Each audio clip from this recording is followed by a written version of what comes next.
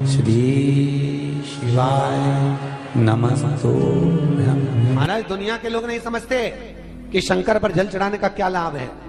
शिव महापुराण कहती है, अगर एक दिन शिव महापुराण की कथा कहती है, मंगलवार को अगर शिव जी के मंदिर में, शंकर के मंदिर में जाकर एक लोटा पानी चढ़ाया जाता है तो हमारे कार्य में उन्नति होती है।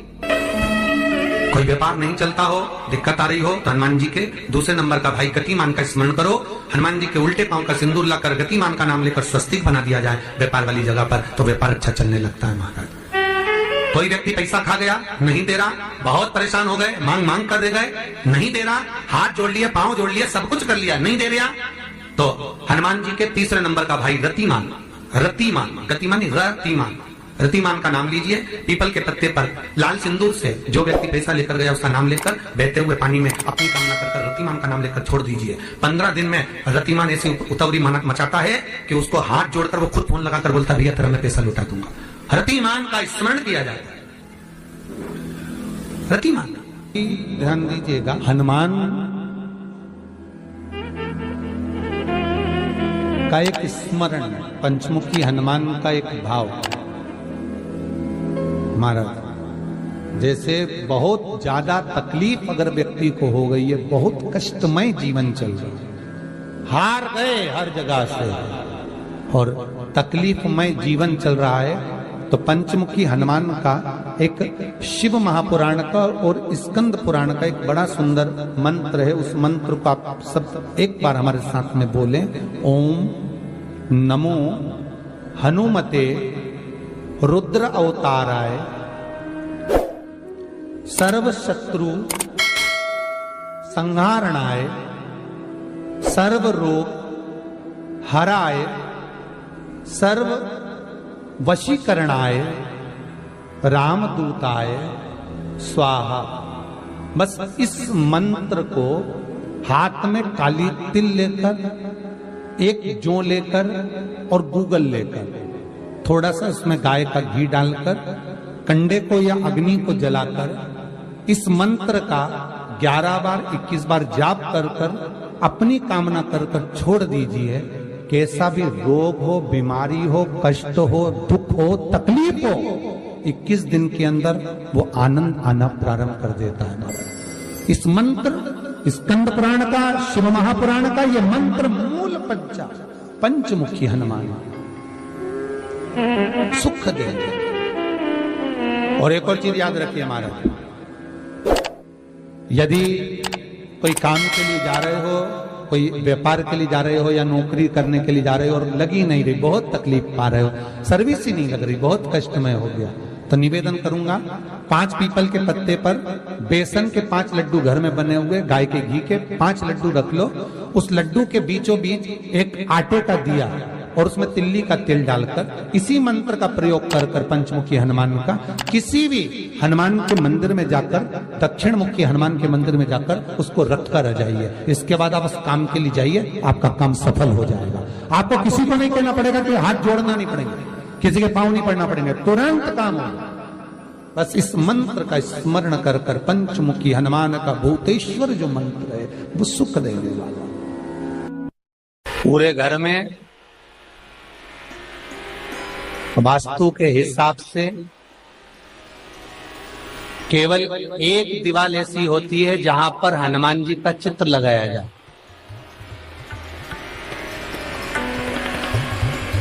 चाहे तुम पर्वत उठाने वाला चित्र लगाओ हनुमान जी का, चाहे बैठे हुए लगाओ, चाहे रामायण पढ़ने वाला लगाओ, चाहे लंका दहन करने वाला लगाओ, चाहे राम नाम जपने वाला लगाओ, चाहे लक्ष्मण को संजीवनी देने वाला लगाओ, चाहे मौन मुद्रा में लगा दो, चाहे स्तुति में लगा दो, चाहे भजन में लगा दो। हनुमान जी का कोई भी चित्र लगता है तो ना पूरब में लगेगा, ना पश्चिम में लगेगा, ना दक्षिण में लगेगा। हनुमान जी का अगर चित्र लगता है तो उत्तर की दीवार में दक्षिण को देखते हुए लगता, केवल एक ही स्थान।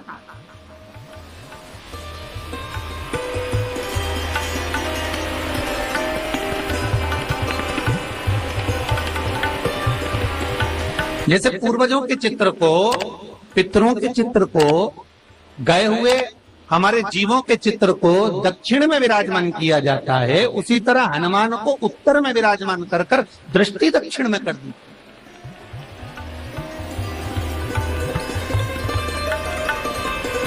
घर में हनुमान जी के जितने फोटो होते हैं उसको केवल दक्षिण दिशा में लगा, और उत्तर दिशा में लगा बिठाते थे, और दक्षिण की ओर उनकी दृष्टि होना चाहिए, दक्षिण की ओर उनका मुख होना चाहिए। क्यों? महाराज, अगर व्यक्ति के जीवन में कोई बीमारी आने वाली है, व्यक्ति के जीवन में कोई रोग आने वाला है, व्यक्ति के जीवन में अगर कोई कष्ट आने वाला है, व्यक्ति के जीवन में अगर कोई परेशानी आने वाली है, व्यक्ति के जीवन में कोई एक्सीडेंट का योग भी बनने वाला है, तो शास्त्र कहता है वो दिशा दक्षिण से ही बनता है।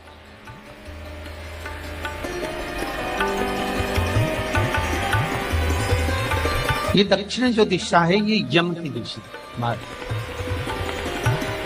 यहाँ संपूर्ण परिवार के साथ यमराज अपने आनंद में निवास करते। और जब हमारे घर में, हम ये नहीं कह रहे कि आप हनुमान जी का फोटो लगाओ, हम ये भी नहीं कह रहे, आपके घर में हो और आपने अगर विराजमान कर रखा है किसी दिशा में, तो हमारा तो निवेदन रहेगा, अभी तक आपने अगर जैसा रखा, पर एक बार दिशा बदल कर देखना कि रोग, बीमारी, कष्ट, दुख, तकलीफ में आपको लाभ मिला कि ना। हनुमान जी ने केवल दक्षिण दिशा की ओर अगर मुख कर हमने विराजमान कर दिया, फोटो ही विराजित किया। हम ये नहीं कहेंगे आपसे कि आप बाजार से फोटो खरीद के लाओ फिर लगाओ, नहीं, आपके घर में हो तो आप लगा दें, आपके घर में हो तो विराजमान।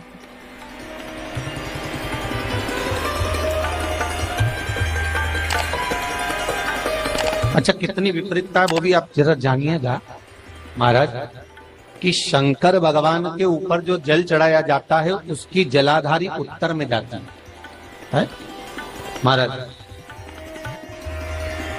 भगवान शिव का जो जल जा रहा है वो उत्तर की ओर जा, और हनुमान जी को उत्तर में विराजमान कर मुख दक्षिण की ओर कर।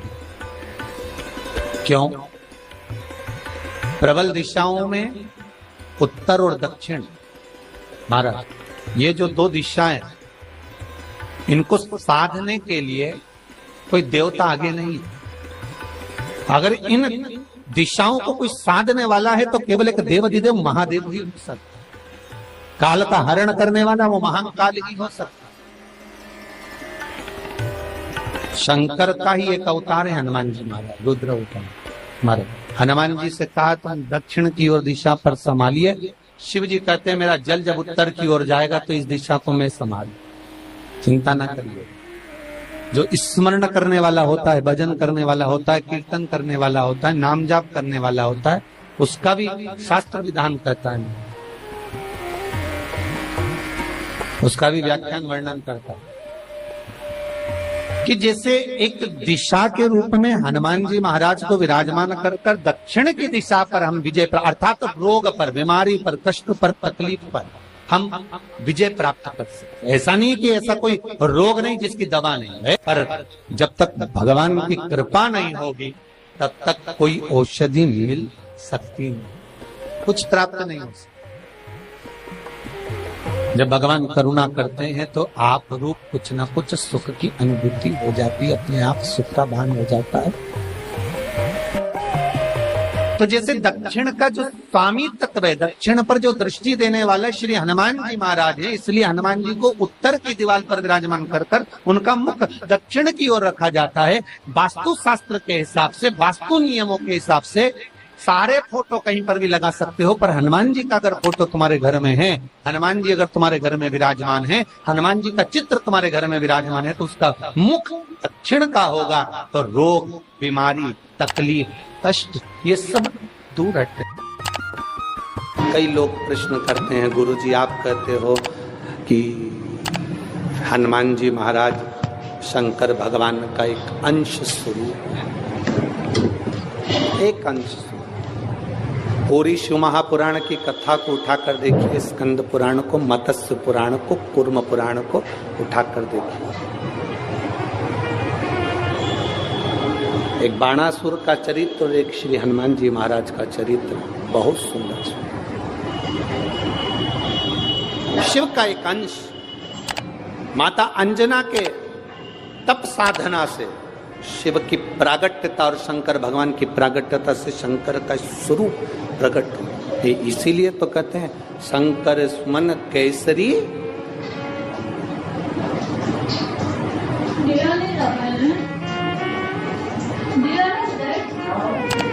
शिव का एक स्वरूप है हनुमान जी। हम तो हमेशा कहते हैं अगर आप हनुमान जी का भी दर्शन कर रहे हैं तो ये अंदाजा लगा कर रखें कि आप शंकर का दर्शन कर रहे हैं। आप शंकर का दर्शन कर रहे हैं तो ये अंदाजा लगा कर रखें कि आप हनुमान जी का दर्शन कर रहे हैं।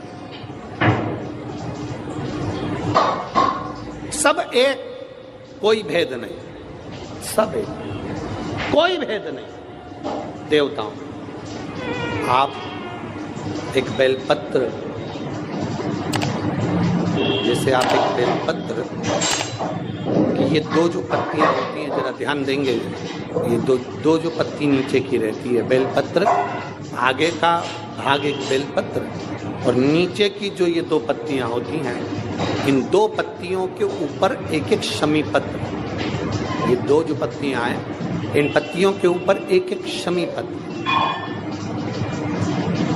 और लाल चंदन ये रखकर कितना भी रोगीला व्यक्ति हो, रोग से ग्रसित व्यक्ति हो, जिंदगी में कितना ही दुख पड़ रहा हो, बेलपत्र की ये दोनों पत्ती जिसके ऊपर शमी पत्र रखकर, लाल चंदन रखकर श्री हनुमान जी महाराज और हनुमान जी महाराज के तीसरे नंबर के भाई श्री गतिमान जी। हनुमान जी कितने भाई हैं? 6। उसमें हनुमान, रतिमान, प्रतिमान, मतिमान, गतिमान, तो जो नीचे के क्रम में आते हैं श्री गतिमान जी, उन गतिमान जी और हनुमान जी का नाम लेकर जो शिवलिंग के ऊपर समर्पित कर देता है, रोग का निवारण होता ही है, रोग मुक्ति होती है। मंगल का प्रदोष निकाल कर रख लो कि मंगल का प्रदोष इस दिन पड़ रहा है, मंगल की त्रयोदशी तिथि पड़ रही है, प्रदोष व्रत मंगलवार का पड़ रहा है। और जिन लड़का लड़की को मंगल होते हैं, जिन कन्या और वर को मंगल होते हैं, केवल शंकर भगवान के मंदिर में जाकर चौमुखी दिया, 4 बत्ती का दिया आटे का, उसमें घी डालकर लड़की शंकर भगवान के मंदिर में मात्र 7 बार शंकर पे से उतार कर 3 बार स्वतः उतार कर शिव के मंदिर में रख देती है, उसका मंगल आड़े आता ही नहीं है, मंगल नहीं आता सामने। मंगल प्रदोष व्रत का इतना महत्व है महाराज। जब जिस महीने में जो प्रदोष पड़ा करे, जब प्रदोष पड़े, बन सके 1 बेलपत्र, बन सके 5 बेलपत्र, शमी पत्र, हरे मूंग, हरा मूंग, बेलपत्र, एक कलश के अंदर थोड़ा सा पानी लेकर 1 बेलपत्र, हरा मूंग, शमी पत्र डालकर और उसमें थोड़ा सा गुड़ डालकर भगवान शिव का स्मरण कर कर प्रदोष काल में, मान लो कोई काम आपका बहुत जरूरी है, बहुत दिनों से आप थक गए हैं, नहीं हो रहा, कर्जा बढ़ रहा है, धन नहीं आ रहा, व्यापार नहीं चढ़ रहा, या कोई समस्या बहुत प्रबल है, कोई एग्जाम में बैठ रहे हो नहीं हो रहा, परीक्षा भी दे दी है, रिजल्ट आने ही वाला है, तो भी प्रदोष काल में, प्रदोष के समय वो जल, मूंग, शमी पत्र और बेलपत्र और गुड़ का शंकर के शिवलिंग को समर्पित करना प्रारंभ कर दो। 2 या 3 प्रदोष करोगे, बाबा आपकी मनोकामना शीघ्र पूर्ण कर देगा। शंकर भगवान पर चढ़े हुए जल जब नीचे की ओर आता है, जिस जगह पर जल गिरता है उस जगह पर मात्र एक दुर्गा प्रदोष के दिन अपनी कामना कर कर इस शरीर के सुख के लिए शंकर भगवान के जल गिरने वाले स्थान के पास में अवधूतेश्वर महादेव के नाम से रख दी जाती है, तो जिंदगी में कभी बड़ी बीमारी नहीं आती। उसी तरह जिससे रोग को समाप्त करने के लिए दुर्गा का प्रयोग किया जाता है। कभी ऐसा योग लगे आपके जीवन में कि आप जिस व्यापार को आपने करा उस व्यापार में आपको फल नहीं मिला, फिर आपने व्यापार चेंज करा, फिर बदल कर देखा, फिर उस व्यापार को कर देखा, उसमें फल नहीं मिला, फिर आपने वापिस व्यापार को बदलने का विचार किया, तो हमारा निवेदन रहेगा उस व्यापार को बदलने से पहले एक काम जरूर कर देखें। 3 स्थान पर बेलपत्र को चढ़ाकर देखिएगा। अगर आपको लगे कि मैंने व्यापार बदल लिया, एक बार बदला, कई लोग ऐसे भी होते हैं जो पैसा इकट्ठा करते हैं, धन एकत्रित करते हैं और कोई व्यापार ऐसा कर लेते हैं जिस व्यापार में धन चले जाता है तो वो धन वापिस नहीं आता महाराज, वो व्यापार का धन वापिस नहीं आता। तो बड़े दुखी होता है कि भाई मेरा गया हुआ पैसा नहीं आ रहा, मैं बड़ा कष्ट में हूं, मेरा खुद का ही आ जाए ना तो मैं निहाल हो जाऊं, मेरा अपना ही नहीं आ रहा जो गया हुआ है तो मैं क्या वर्णन करूं उसको, क्या। उनके लिए भी ये प्रयोग, ये शिव विद्येश्वर संहिता का ये भाव बड़ा सुंदर है हमारा। आप व्यापार पर व्यापार बदल कर देख लिए, धन भी हमारा कहीं डूब गया, आ नहीं रहा है, तो प्रयास करना 3 स्थान पर चढ़ाई गई बेलपत्र हमें सुख का अनुभव करा देगी।